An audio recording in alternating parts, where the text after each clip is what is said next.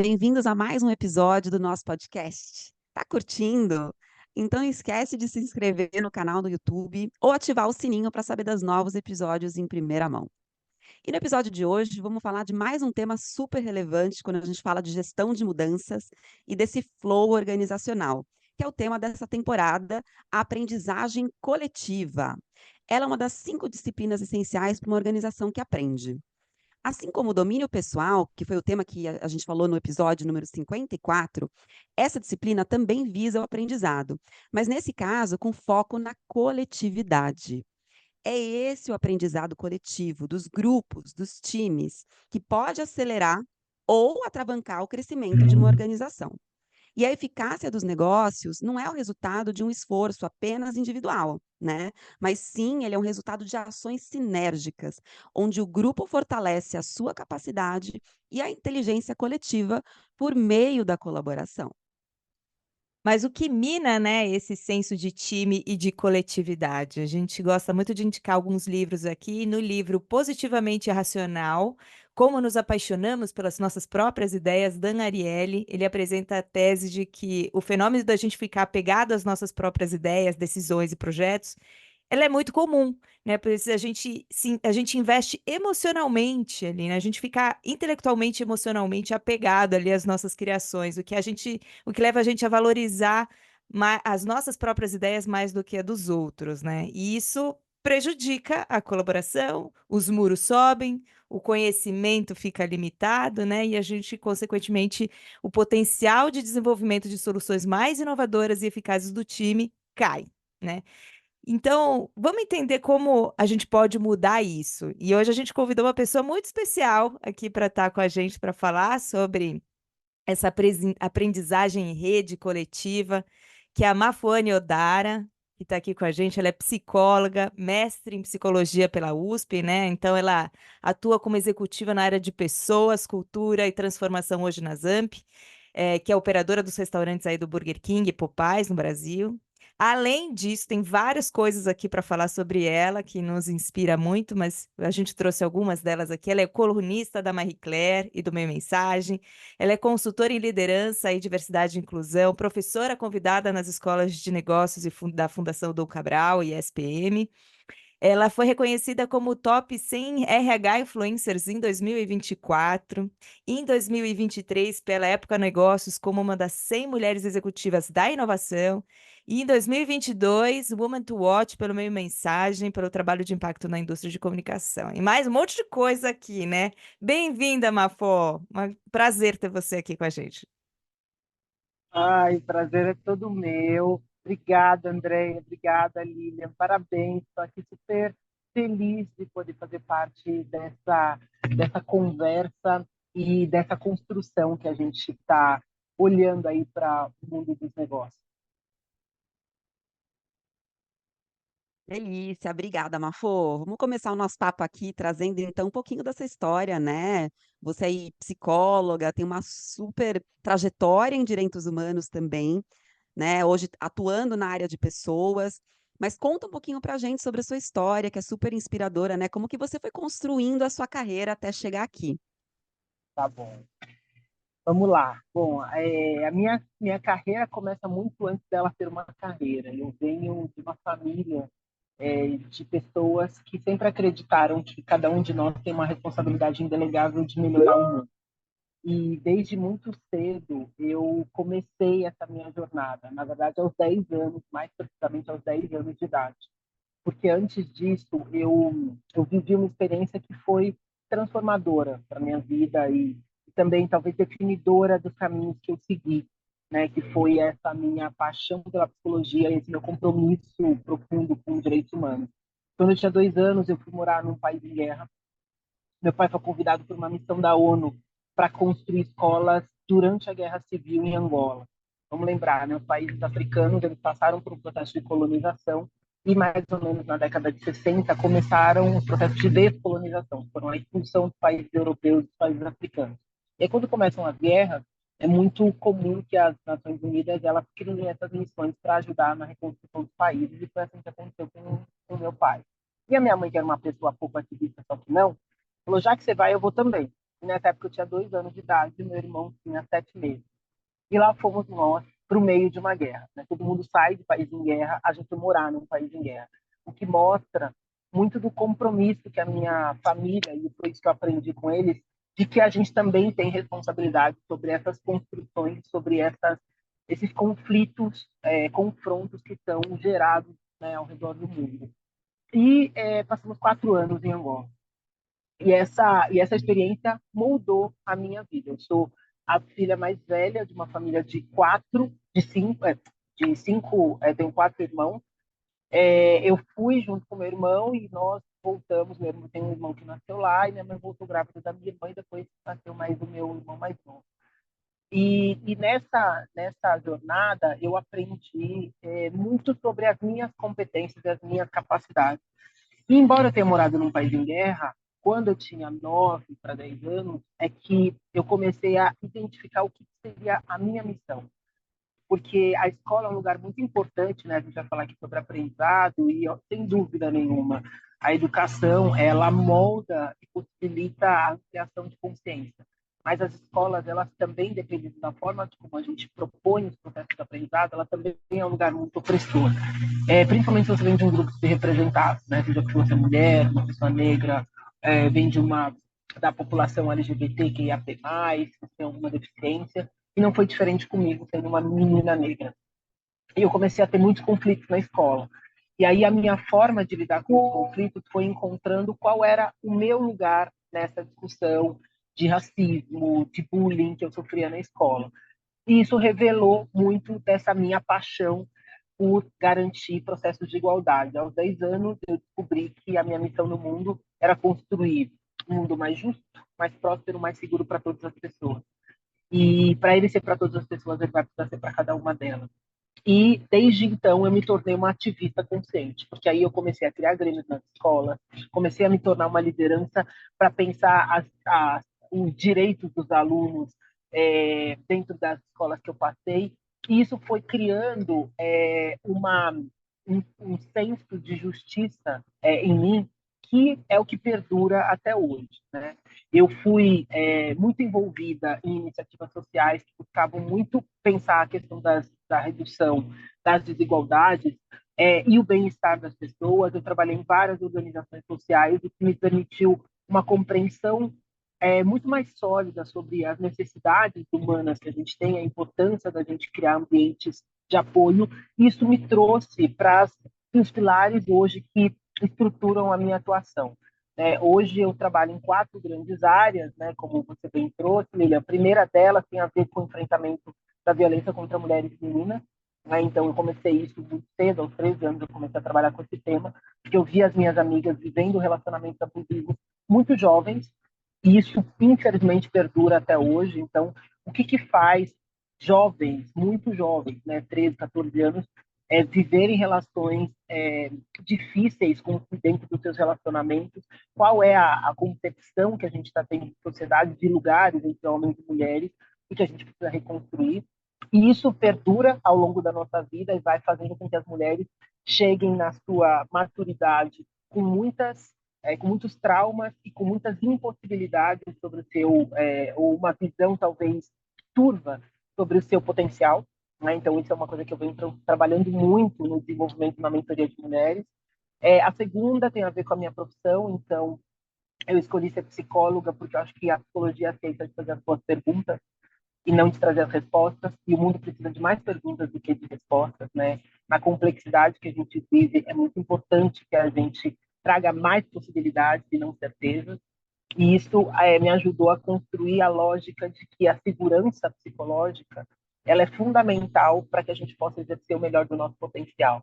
Né? Então, segurança psicológica está muito relacionada a você poder ser quem você é, a você poder aprender, né? Que é o foco aqui do nosso trabalho, da nossa conversa, você poder errar e criticar. Se eu estou aqui nessa conversa, eu não posso trazer, porque eu sinto que eu vou ser julgada ou, de alguma forma, isso pode ferir a percepção que as pessoas têm sobre mim, que esse lugar não é seguro. Então, é muito importante que a gente possa identificar e criar esse ambiente seguro. A terceira tem a ver com o fato de eu ser mãe de 2 crianças fofíssimas, e a maternidade ela me trouxe essa visão de que essas outras dimensões da nossa vida, elas complementam o que é o nosso lado profissional. Então, entre ser mãe e ser uma executiva, eu escolhi as duas coisas. E precisa ser possível que a gente faça essas escolhas que são importantes, mas infelizmente eu faço parte dos 6% de mães brasileiras que podem viver plenamente a vida pessoal e a vida profissional. E isso me incomoda demais. Né? Então, como é que a gente abre 6%, as Mafô? portas? É isso? Caramba, né? Falta só 94. Só. Olha só, né? Bem entre aspas. Então, o meu trabalho também tem sido criar ambientes que são seguros para a parentalidade. Eu não estou falando sobre as mães. É óbvio que o lugar das mulheres é muito pior, porque socialmente a paternidade, a paternidade ativa, ela é bem vista, mas ela também está em lugares diferentes culturalmente na nossa sociedade. Então, como é que a gente faz essa discussão de uma forma mais equilibrada?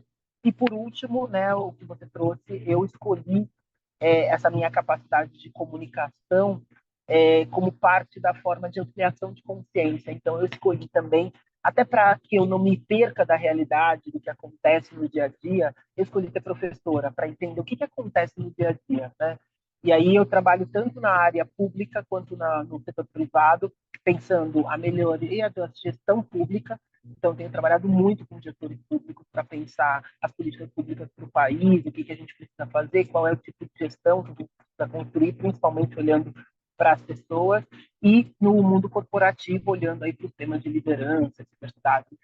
Então, eu tenho um leque que parece muito amplo, mas, na verdade, é sobre a mesma coisa, sobre como é que a gente cria um ambiente que é melhor para as pessoas poderem exercitar quem elas são. É maravilhoso, porque é isso, você tem um propósito e todas as alavancas que você tem É, para chegar nesse propósito, você tem trabalhado, né? A educação, sabe? a influência dentro da organização, né? As palestras, enfim, toda outra abordagem também, muito, muito inspirador. E aí, Mafô, hoje você está em recursos humanos, né? Então você faz nessa função de gestão de pessoas que é tão desafiadora num mundo de tanta transformação, de tanta mudança, você foi acumulando e desenvolvendo habilidades, que é o que você fala, né? Desde os 9 anos ali já sabia o que você queria ser e foi aprendendo justiça, né? Igualdade, todas essas diversas habilidades que você já foi contando, mas acho que seria importante a gente fechar aqui para falar assim, o que que você, inclusive como profissional de gestão de pessoas ali, você coloca que habilidades são essas que foram fundamentais, que são fundamentais para você chegar onde você chegou? E o que que você traz de paralelo justamente com os profissionais dos novos tempos, né? Que a gente fala bastante, inclusive a gente dedicou uma segunda temporada só para falar das virtudes do profissional ambidestro, do profissional dos novos tempos, mas colocar um pouco assim, quais são essas que você vê para atração de talentos quando você faz os processos também dentro dessa função? E para reter, né, esses talentos, assim, o que que você, traz aí de habilidades e desafios para também chegar até elas? Tá, vamos lá. Eu acho que o que me trouxe para essa reflexão é que, com o tempo, eu fui percebendo que eu podia causar um impacto ainda maior dentro do mundo corporativo, olhando para essa transformação que a gente está vivendo no mundo do trabalho. Vamos lembrar que a gente veio, né, o processo de industrialização no Brasil, ele levou as empresas, né, as organizações, de forma geral, a olharem para as pessoas muito a partir das competências que elas tinham. Então, assim, eu tinha uma habilidade, você tinha um dinheiro, então eu trocava minha habilidade pelo seu dinheiro. Basicamente era isso. As pessoas não importavam, importava aquilo que ela sabia fazer. Então, não existia área de recursos humanos, desenvolvimento de pessoas, existia um tal de departamento pessoal, que fazia o quê? Demitia e contratava gente. Então, você era a sua habilidade, era isso. Com a transformação, mais ou menos lá na década de 50, você começa a ter um processo que gente, as pessoas, elas são mais do que aquelas habilidades. E quanto mais a gente olhar para as pessoas, melhor vai ser o desenvolvimento daquelas habilidades que elas têm, que são muito relevantes. Então, peraí, deixa eu entender um pouquinho melhor as pessoas. E aí a gente começa a viver o que a gente chama de cultura de engajamento. Para além de dinheiro, começa uma discussão sobre felicidade, sobre propósito, sobre equilíbrio entre vida pessoal e vida profissional. que não é uma discussão nova, mas que hoje, quando a gente olha, né, depois de ter vivido o que a gente viveu nos últimos anos, com a pandemia e tudo mais, a gente começa a ver isso muito mais sólido nas conversas, né? A discussão sobre saúde mental ou sobre as questões emocionais não é uma discussão nova, mas ela se amplificou com tudo que a gente viveu, com a intensidade do que a gente viveu. Então, essa mudança, ela também gera um lugar de olhar para as questões, para esse equilíbrio, para uma transformação cultural que coloca as pessoas no centro dos nossos negócios. E, dizendo, né, acompanhando muitos relatórios sobre o futuro do trabalho, a gente percebe que a gente não parou, não é? A gente está aqui num movimento que continuará e que o que a gente vai viver como próxima etapa de mudança cultural está muito relacionado ao que a gente chama de cultura de significado. Para além de tudo isso que eu falei, as pessoas querem estar em lugares onde elas têm voz, onde elas se sentem de fato incluídas, onde elas têm autonomia para desenvolver o trabalho delas e onde elas são estimuladas a aprender o tempo inteiro. Então, que vem a discussão sobre a aprendizagem contínua. Por quê? Porque as organizações elas deixaram de ter aquele lugar, principalmente as organizações do mundo corporativo, que era um lugar de desenvolvimento econômico. Para que as empresas servem? Para ganhar dinheiro, sem dúvida. Sem dúvida, isso não vai mudar. Mas a questão é, dinheiro a qualquer custo? É só dinheiro? Qual é o propósito que as empresas têm? E não é à toa que as empresas tiveram um lugar muito importante na discussão da pandemia, muito importante. Porque essa relação entre público e privado foi a discussão que avançou uma série de conversas importantes que a gente teve na pandemia, olhando para a vacina, olhando para os processos de desenvolvimento das pessoas, né, de cuidado, de garantia da sobrevivência das pessoas, enfim. E com tudo isso, hoje, como diretora, né, de pessoas, cultura e transformação, eu vejo que o ambiente, né, a missão que a gente tem é de criar um ambiente onde os colaboradores possam prosperar, se sentir valorizados e ter as suas vozes ouvidas, né? E esse caminho, sem dúvida, ele é muito pavimentado pelo processo de aprendizagem, pela resiliência e principalmente por essa crença de que as pessoas importam, né?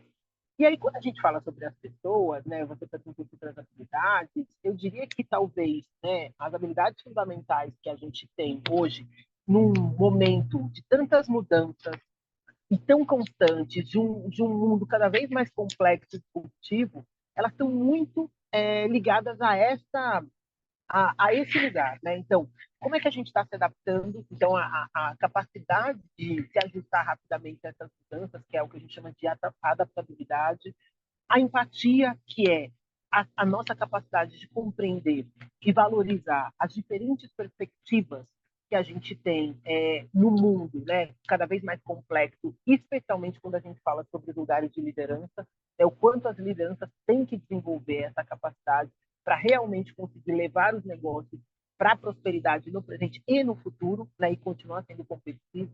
A comunicação, sem dúvida, porque o ano passado surgiu, foi publicada uma pesquisa que vale super a pena para quem está aí querendo conhecer mais sobre o tema, que chama Trama do Pertencimento. Foi feita pela BEM, a consultoria BEM. Drama? Drama ou drama?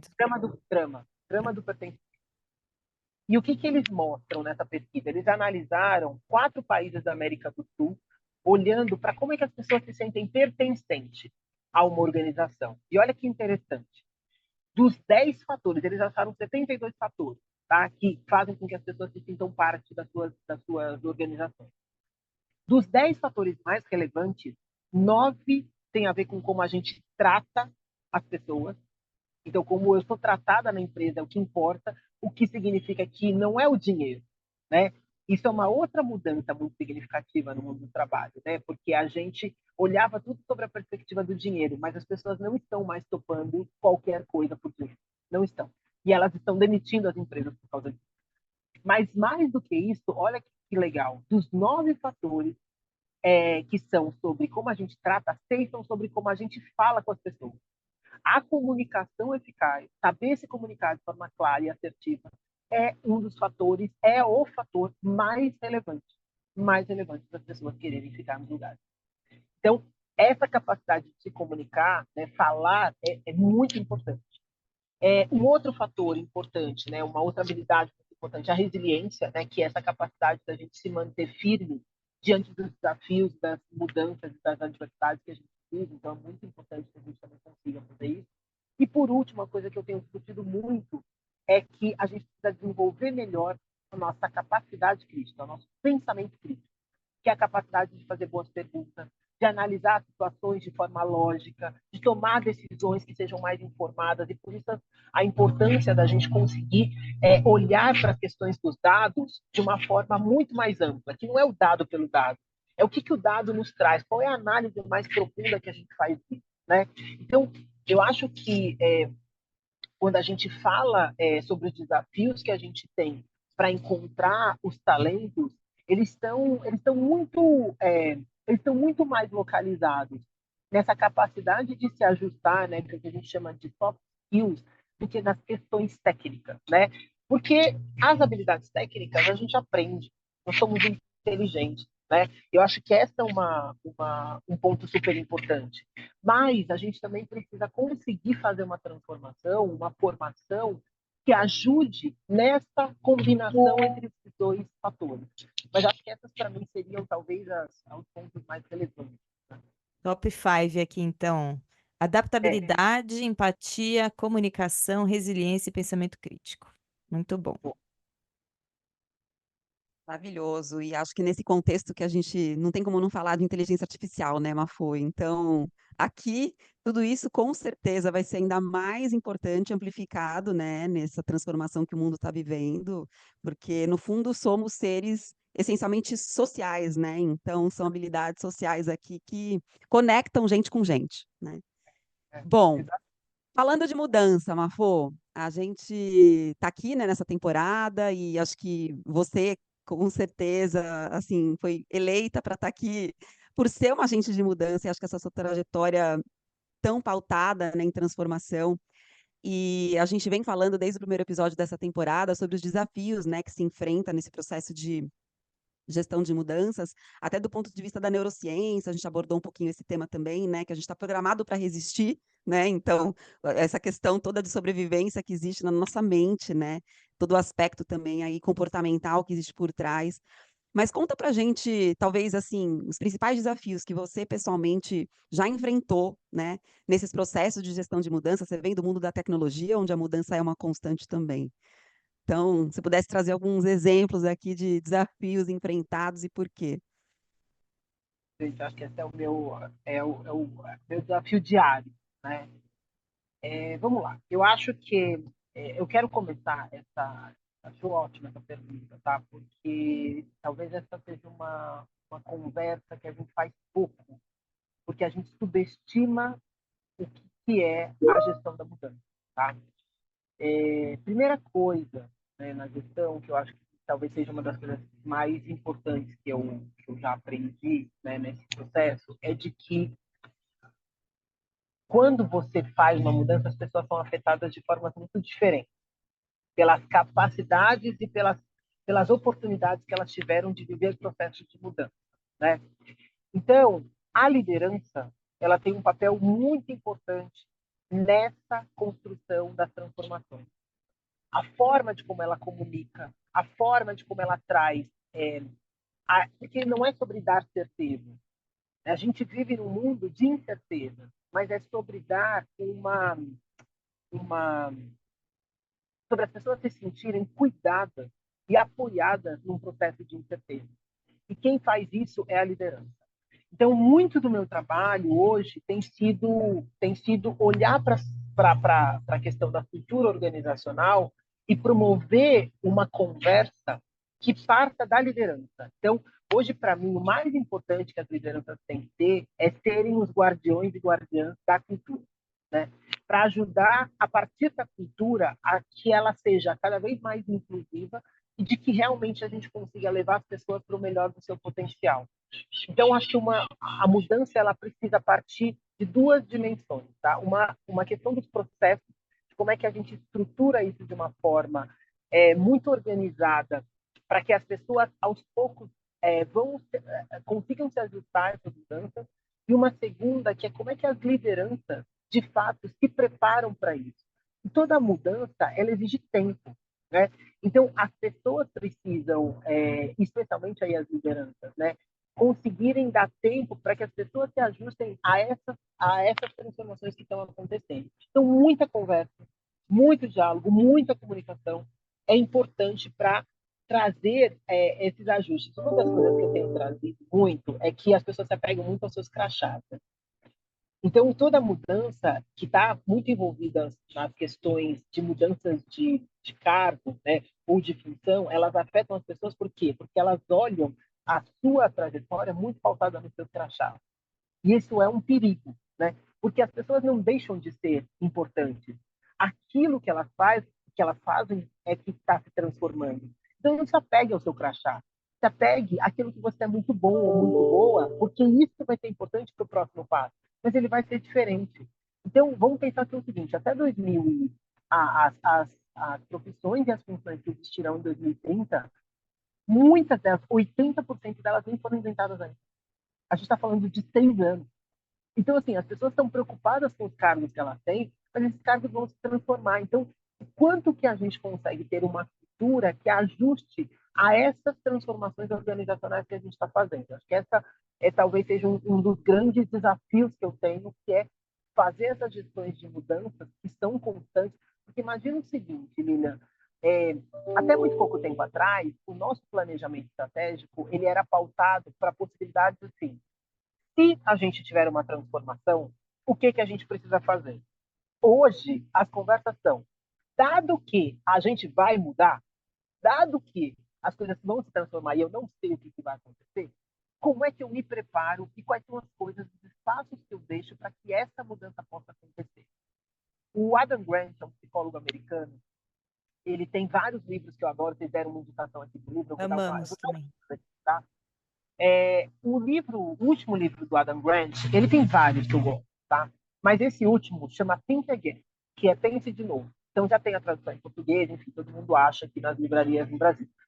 Ele diz o seguinte: se conhecimento é poder, saber o que você não sabe é sabedoria.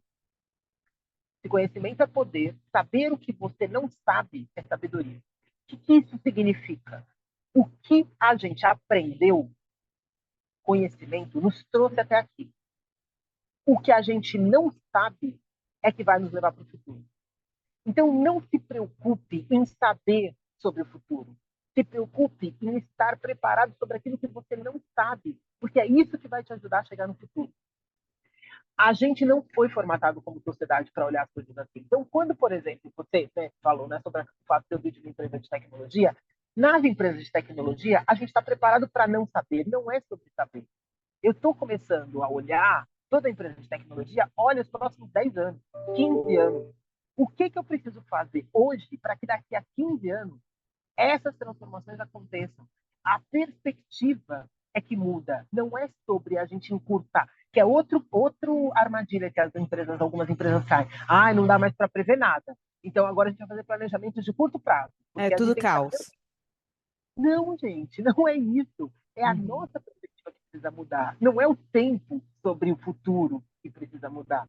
Então, esses ajustes, inclusive, trazem muito menos ansiedade para as pessoas, né? Porque eu adoro o Divertidamente, adoro esse filme. Sou muito, muito fã. Em todo lugar que eu vou, eu falo, todo mundo tem que assistir o É. Divertidamente para ajudar a entender que as emoções, elas só são emoções, elas não são boas ou ruins. Uhum. Aprender a gerenciá-las é que é o nosso grande, a nossa grande, talvez o grande desafio e a beleza desse processo, né?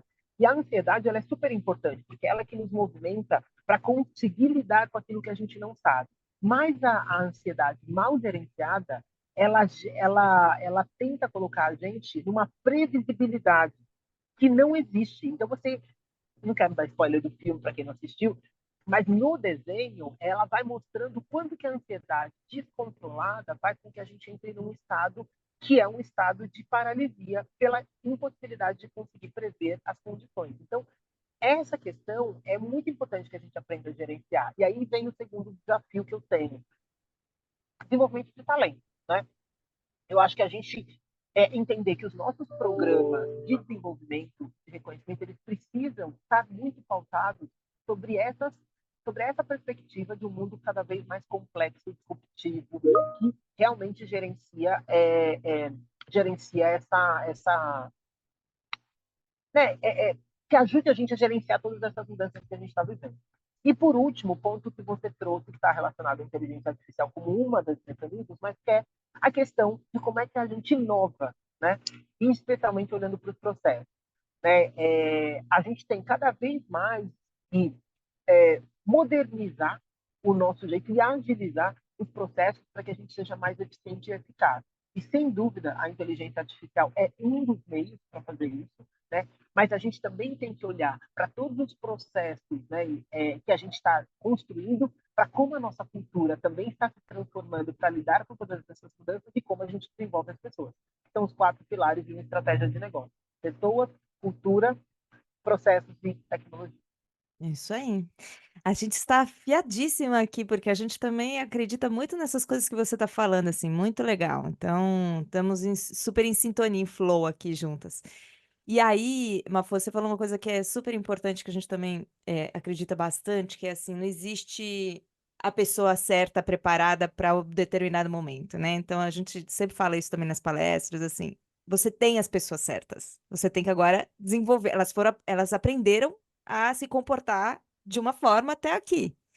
Então agora a gente precisa ensinar, né, elas precisam de se desenvolver para essas novas habilidades. Então não é ficar, demitindo e contratando achando que a gente vai achar os salvadores da pátria, porque esses skills estão sendo desenvolvidos, essas mudanças estão vindo de forma constante, né. Então tem um papel organizacional muito importante do desenvolvimento das pessoas, para esses momentos de tanta mudança, né, nesses novos skills. E quando a gente fala aqui de aprendizagem coletiva, né, modelos de aprendizagem, de ensino, vamos dizer assim, que a gente via dentro das organizações e ainda vê, ainda são muito tradicionais. E aí a gente abriu aqui até, inclusive, essa temporada falando o quanto os processos de educação, de gestão, de mudança falham. Né, Sim, assim, 70%, 80% dos processos de mudança falham, e muito por causa das pessoas, né. E aí sim, quando a gente fala desse processo de aprendizagem coletiva, a gente vê os velhos modelos ainda, dentro das organizações, e a gente precisa se reinventar. Não adianta a gente ir para Singularity, não adianta a gente ir lá para SXSW, para abrir a cabeça, volta e continua todo mundo operando da mesma forma, porque a gente fica achando que 4 dias vai mudar, né, o jeito que a gente opera. Então, como é que você tem visto esses movimentos acertados e errados, vamos dizer assim, grandes tendências quando a gente fala de aprendizagem de times, de modelos de educação, capacitação interna? vamos lá. Boa pergunta, tá? Porque essa é uma das coisas que me trouxe para a educação, né? Criar, pensar esses modelos mais disruptivos de como a gente aprende e ensina, né? Acho que o primeiro ponto, né, que eu acho que vale reforçar que você trouxe, é que, de fato, né, as empresas ainda falham muito, né, na forma de como elas engajam as pessoas colaboradoras, né, como é que elas estimulam as pessoas a quererem aprender, né. É ainda um modelo muito tradicional, né, que não, de fato não dá mais conta para o mundo que a gente vive. Então, assim, quando eu penso no que hoje tem funcionado, até pelo meu próprio processo de aprendizado, né? Eu passei por todos eles, né? Então, assim, a escola, né? A escola tradicional, ela tem um modelo ainda que é muito pautado na punição, né? E eu que venho de uma empresa de inovação, eu sei qual a importância do erro, né? O problema não é errar, o problema é o tempo que a gente demora para acertar. Então, quando você tem uma prova e você tira zero, e você é punido porque você tirou zero, né? Você errou, eu acho isso pouco eficaz para o processo de aprendizado, né? Ou, por exemplo, o ensino da matemática. Eu amo matemática. E porque eu fiz um método não tradicional de aprendizado de matemática, que foi o Kumon, né, que é um método japonês. Como no Kumon, você entende por que 2 vezes 3 é 6. Você não decora a tabuada. Você aprende que 2 vezes 3 é porque são 3 mais 3. Então, a lógica para você te leva para uma relação muito mais afetuosa com as disciplinas que são tradicionalmente odiadas pelas pessoas. Aí você vai para a faculdade, que, de certa forma, te dá mais autonomia para o seu processo de aprendizado. E que, uma vez que a gente vem de um modelo tão tradicional e você migra para a universidade, que vai te exigir falar, você estuda se você quiser, né? Você perdeu alguma coisa se quebrou. Você fala assim, beleza, eu tinha ali um modelo onde eu era obrigado, agora eu não sou obrigado a nada, então beleza, segue a vida, né? E aí você entra no mestrado. Aí no mestrado você fala assim, putz, devia ter estudado na faculdade. Porque agora o negócio pegou. Agora o bicho pegou, porque ninguém me ensinou como estudar, né? E aí depois você vai para o MBA, que agora é o que eu estou fazendo MBA. Aí no MBA é outra coisa, porque é você pegar todos os aprendizados conceituais que o mestrado te traz e aplicar na prática. Porque no final das contas, né, como um MBA executivo, né, para executivos que é o que eu faço, você assim, é sobre o seu dia a dia, é sobre como você vai pegar tudo aquilo que você está aprendendo e falar assim, beleza, amanhã eu preciso usar isso, porque é gestão de operações, porque isso tem a ver com liderança. Então, assim, é outra coisa. Então, com essa evolução que eu vivi, eu fiquei pensando quais são as coisas que eu poderia ter vivido durante a minha vida que teriam me ajudado. Então, assim, acho que tem 3 grandes pilares hoje do que eu atuo como professora que eu tento trazer para as minhas, né, para os meus processos aqui, independente de com quem eu estou falando. Né? Primeira coisa é o aprendizado experimental. Principalmente quando você está trabalhando com adultos, né? Quando você tem experiências práticas, é o melhor jeito dos adultos aprenderem. Então, eu sempre trabalho nas minhas aulas momentos onde eu trago a exposição, mas eu trago muito para a prática. Me traz no seu dia a dia. Como que você colocaria isso na sua prática? Vamos construir exemplos, vamos pensar nas... Por quê? Porque isso é os 70% do que a gente faz. O nosso dia a dia nos ensina muito, mas a gente não é ensinado a olhar para a nossa prática como parte do nosso processo de aprendizado. Então, acho que essa é a primeira coisa. Aí tem o segundo, que é o que eu chamo de dos 20%, que é a lógica, né? 70, 20, 10. Né? A lógica dos 20%, que é o processo de mentoria e de coaching, que é aquela conversa 1 a 1, é aqui, essa conversa que a gente está fazendo.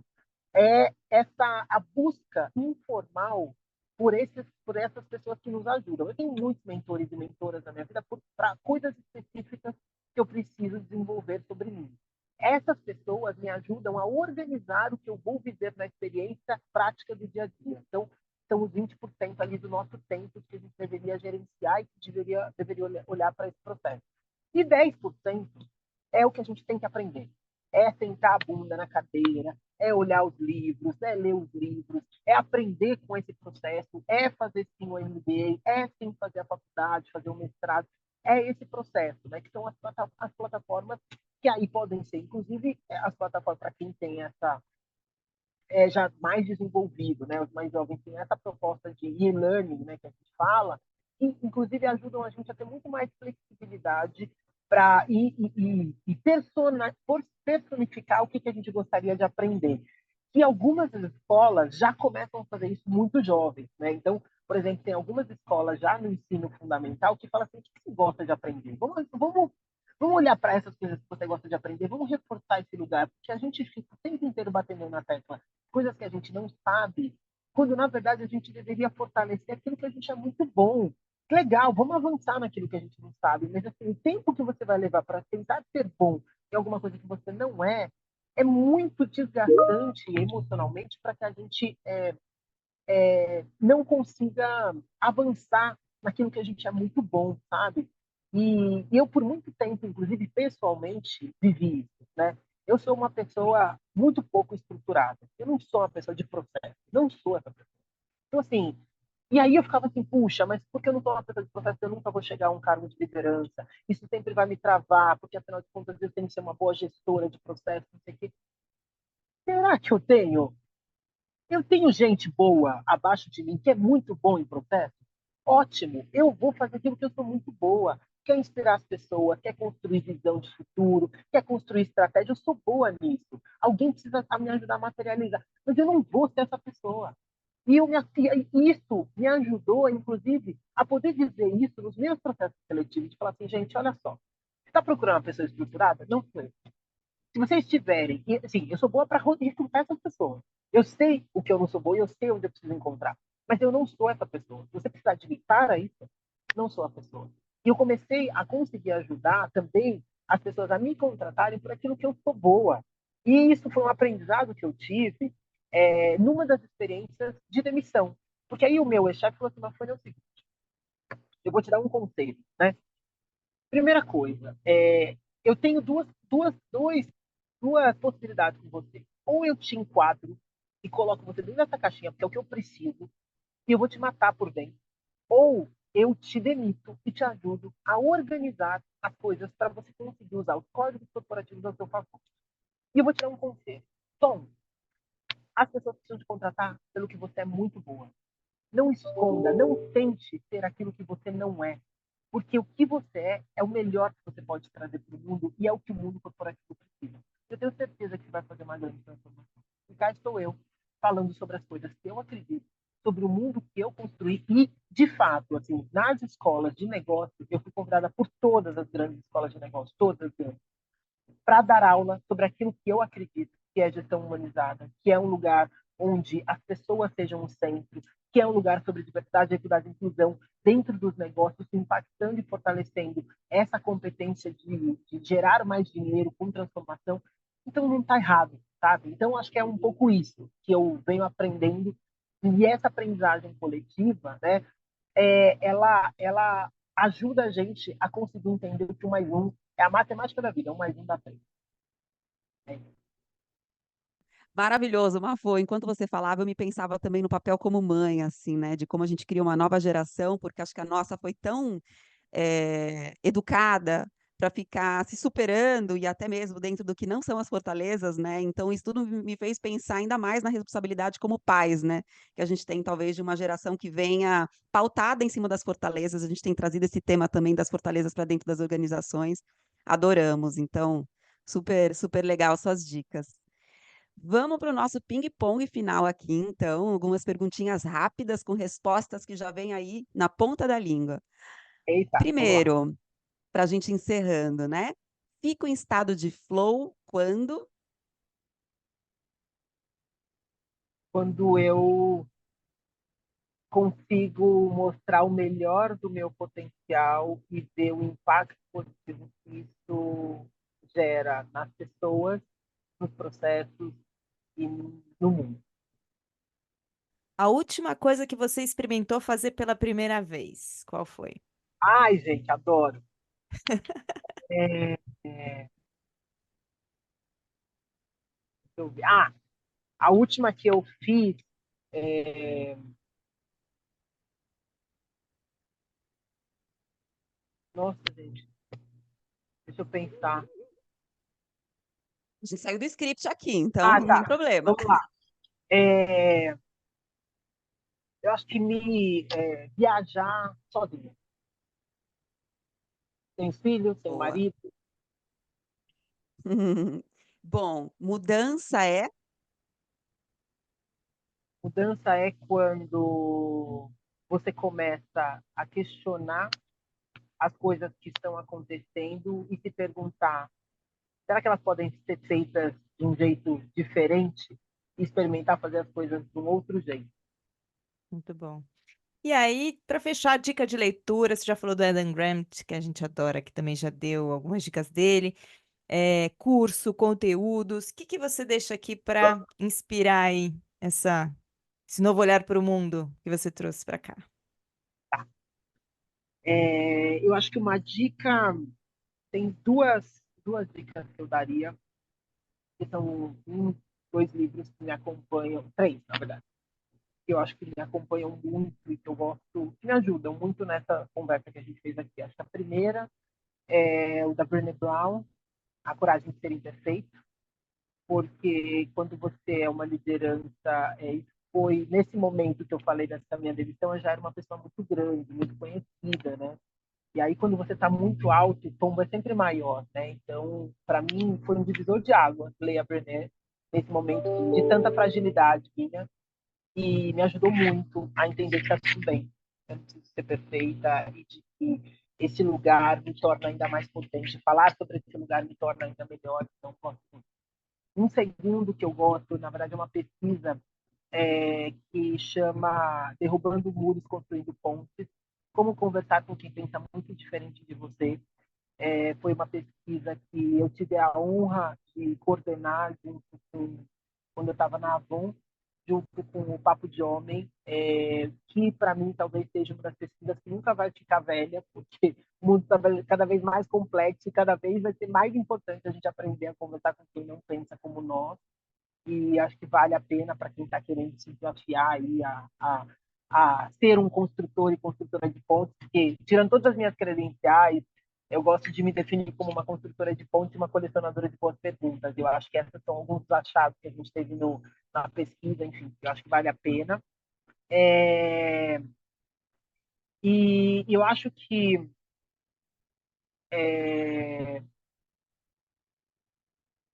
eu diria que um outro livro que também me ajudou muito nessa construção da conversa, né? Eu acho que comunicação é o livro de comunicação não violenta do Marshall Rosenberg, né? Porque eu acho que a gente precisa de mais gente que entenda a importância de se conscientizar das nossas necessidades, das necessidades do outro, para a gente aprender a falar sem agredir e ouvir sem se ofender. O mundo precisa muito mais desse lugar nosso, construindo esses diálogos para que a gente realmente consiga ter processos mais profundos de reflexão, né? De menos dor, de menos altruísmo, né? A gente acha muito que é sobre a gente e quase tudo é sobre o outro, né? Então, poder ser esse divisor de águas para quebrar esses fluxos, inclusive de muita violência que a gente vê nas comunicações pela falta de capacidade de compreender o ruído, né? Dificulta bastante aí essa nossa conversa, né? E ajuda muito a gente tem mais um livro, puxa, é que eu vou falando, vou lembrando. Tem um livro também que chama Organização Sem Medo. Eu estou muito tocada pela discussão sobre segurança psicológica. Sempre foi, né? Eu fiz a escolha pela psicologia não por acaso. Mas o livro da Amy Edmondson, A Organização Sem Medo, traz uma reflexão super importante. Aí eu vou fechar com isso, porque eu acho que vale essa reflexão aqui. Eu sempre soube que olhar para a segurança psicológica era importante. Mas nessa discussão sobre aprofundar o pensamento, né, fazer análises mais críticas, eu não tinha dados que falavam sobre isso. E aí, recentemente, a Vitude, que é talvez hoje o maior ecossistema de saúde mental corporativa, fez a primeira pesquisa olhando para a discussão sobre segurança psicológica, quanto isso afeta os negócios. E os dados são muito, muito chocantes, gente. Eu vou trazer aqui só porque eu acho que vale a conversa. E vale, inclusive, um podcast só sobre isso, tá? Eu toparia super vontade para falar Ah, só vai ter, vai ter, vai ter. o seguinte. O que a Vitude encontrou? As empresas, elas têm 7 em cada 10 empresas têm questões de segurança psicológica, tá? Das 7, 4 são críticas. Qual é a discussão sobre segurança psicológica? Ela discute presenteísmo, propensão a burnout e assédio. Empresas, no geral, tá? A gente está trabalhando com 30% menos da nossa capacidade. Então, a gente já está aqui com 30% menos do que a gente poderia produzir, por várias questões. Porque a gente está fazendo várias coisas ao mesmo tempo, porque a gente está com problemas em casa, porque a gente está com problemas no trabalho, enfim, que é o que a gente chama de presenteísmo. Fala muito sobre absenteísmo no ambiente de trabalho, mas era essa discussão sobre você estar aqui, mas só está de cor, tá? A propensão a burnout é 6,7, então quer dizer que a cada 100 pessoas, 6 pessoas estão em burnout. E o índice de assédio é mais ou menos, em média, 17% nas empresas, tá? Tanto o assédio sexual, muito mais o moral do que o sexual, mas, no geral, o assédio, 17%, ok? Quando você está numa empresa que é insegura psicologicamente, o índice de presenteísmo sobe para 54%, que significa que as pessoas estão trabalhando com menos da metade da sua capacidade. O índice de burnout sobe para 42%, 7 vezes mais, o que significa que metade das pessoas daquela empresa estão em burnout, quase metade. E o índice de assédio sobe para 80% de você sofrer um assédio, seja por uma violação, né, de uma humilhação, os xingamentos, enfim, né, seja por uma investida, que o assédio sexual vira assédio moral e vice-versa, né? Quando o oposto também é verdadeiro. Empresas que são psicologicamente seguras fazem com que o índice de presenteísmo caia para menos de 20%, 19%, a propensão a burnout zere e o índice de assédio caia para 3%. Sabe qual que é a consequência disso?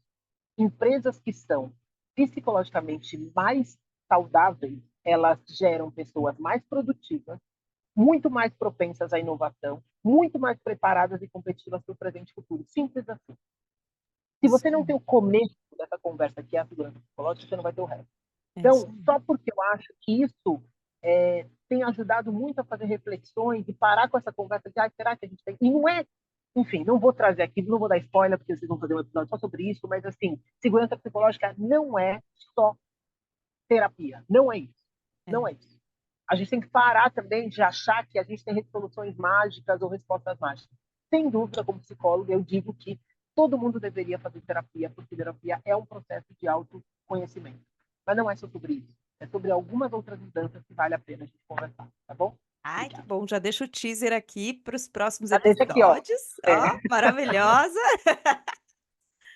Ah, obrigada. Foi sensacional, né? Que papo Eu que inspirador, né, Li? Muito bom, Mafô. Obrigada pelo seu tempo. A gente ficaria aqui muito mais, né? Mas, enfim, você está aí também num compromisso bem importante. Ficamos na torcida por ele. Obrigada. E E essa história aqui continua nas redes sociais, para quem está acompanhando a gente, dessas dicas aqui da Mafô também a gente leva lá para o nosso Instagram, ambidestra.soul. Essa gravação, quem está ouvindo aqui no Spotify ou na seu player aí de áudio, tá no YouTube também para você conhecer um pouquinho da Mafô aqui com a gente, no LinkedIn, enfim, todos os nossos canais aqui de contato. Obrigada, Mafô, até a próxima. Um beijo, gente. Obrigada. Obrigada.